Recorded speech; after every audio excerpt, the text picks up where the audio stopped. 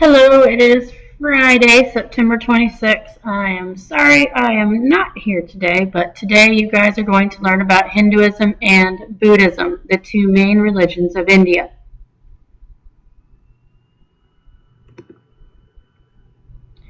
Hinduism is derived from a collection of religious beliefs that develop slowly over time. As a result, there is no single founder with a single set of ideas for Hinduism.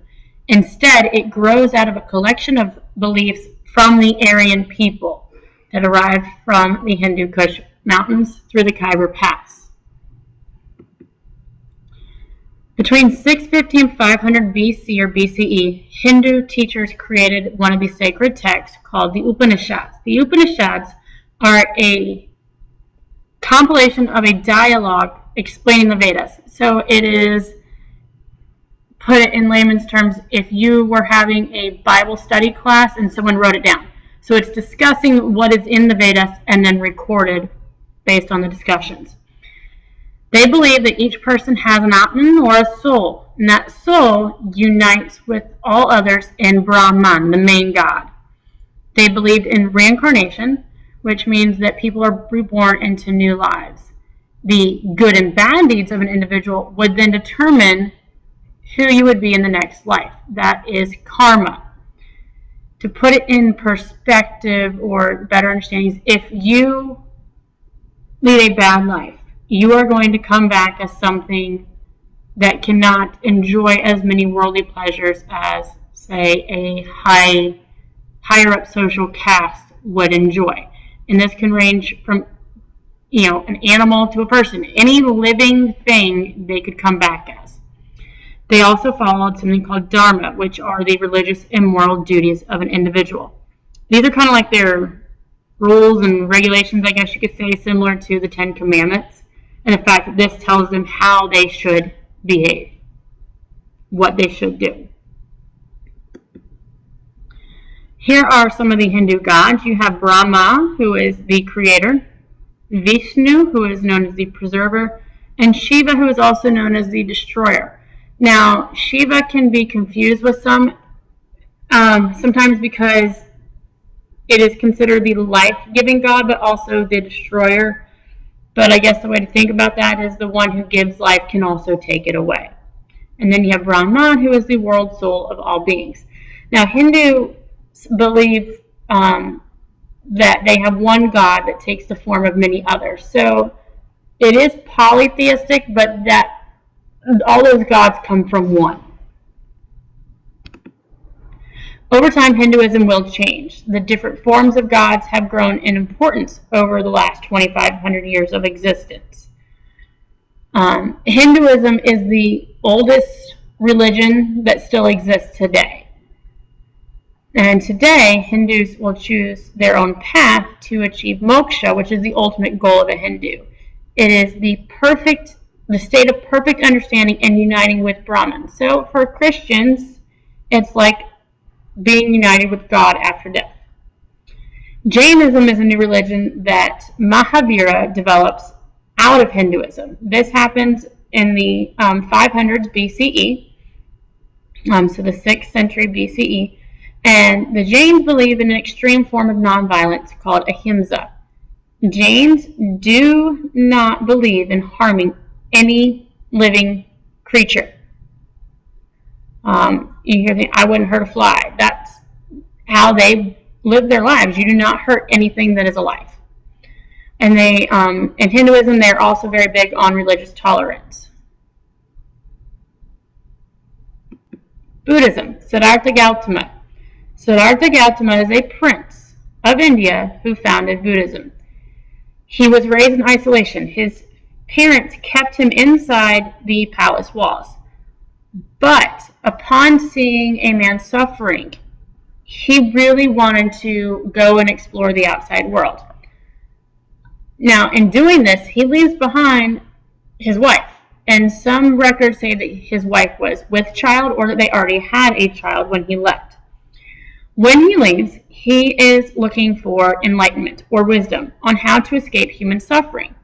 When he left the palace walls and he saw an old man dying very skinny, very frail. He just didn't understand it. He thought life was happy and almost perfect, and he wanted to figure out the way to escape all of that. He tried very many different things. One of them was fasting or not eating, and he did not achieve enlightenment until he meditated under a tree, they say. And after attaining enlightenment, he becomes known as the Enlightened One, or the Buddha. If you look over here, it's a picture of him meditating, or a depiction of him meditating, and it's underneath the tree. So when somebody asks who is the founder of Buddhism, please do not say it is Buddha. His name is Siddhartha Gautama, and he becomes known as the Buddha, or the Enlightened One. The Four Noble Truths, very important. The Four Noble Truths, I would highlight that on your paper. The Four Noble Truths were preached by Siddhartha Gautama and became the basic philosophy of Buddhism. You must know these. You must be able to list these on your written part of the assessment. 1. Life is full of suffering. Suffering is caused by our desires. And the only way to end suffering is to end the desires. And you can achieve all of this by following the Eightfold Path to Nirvana. Nirvana is the perfect state of understanding, a release from selfishness and pain, and a break in the chain of rebirth. So once you achieve Nirvana, you are no longer reborn. With that being said, you need to note that the Buddhists, just like the Hindus, believed in rebirth or reincarnation. To follow the Eightfold Path, you follow the 8 right ways. Right view, right intentions, right speech, right action, right livelihood, right effort, right concentration, and right mindfulness. Other things to note. Siddhartha Gautama and Buddhists reject the caste system. They do not believe in it. They do not believe that each person is given a different set or different classification of who they are in the big scheme of things. Today there are 2 different sects or branches to Buddhism. You have Mahayana and Theravada. Mahayana Buddhists accept the new doctrines, and they treat Buddha as a type of God. That does not mean that Buddha is a God. That just means he is God-like. Mahayana Buddhism spreads to China, Tibet, Korea, and Japan. And then you have Theravada Buddhists. Theravada Buddhists follow the original teachings of Buddha. It is believed that only monks and nuns can reach nirvana if you are a Theravada Buddhist. So as you are constantly reincarnated, that's what you aspire to become to eventually reach nirvana. And this form of Buddhism spreads into Sri Lanka and Southeast Asia.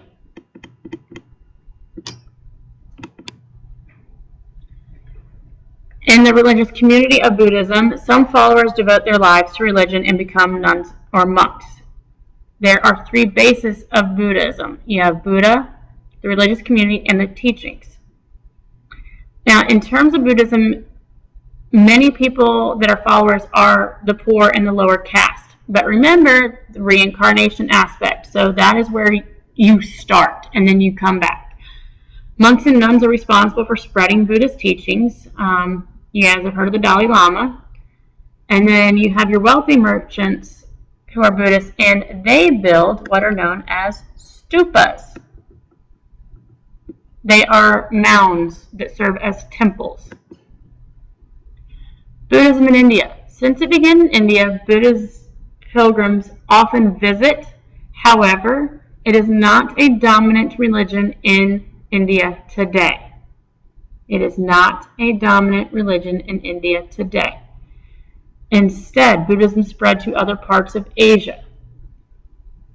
It is spread through trade. It is spread through trade.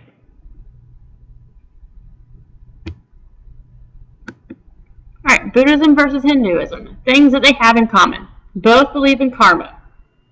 Both believe in reincarnation, and both believe in a form of ahimsa or nonviolence. Differences between the two: Buddhism rejects the caste system, which is a staple in Hinduism.